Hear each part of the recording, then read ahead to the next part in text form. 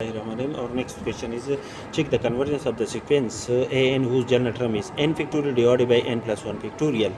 Apply limit a is n tend to infinity. We have limit n tend to infinity a n is equal to limit n tend to infinity n factorial divided by n plus 1 factorial, and which is equal to n factorial divided by n plus 1 multiplied by n factorial. Cancel n factorial with n factorial. After the simplification, we have limit n tend to infinity 1 divided by n plus 1. The function is in the form of f divided by g, and according to the condition, when the limit n tend to infinity, divide the numerator and denominator by n.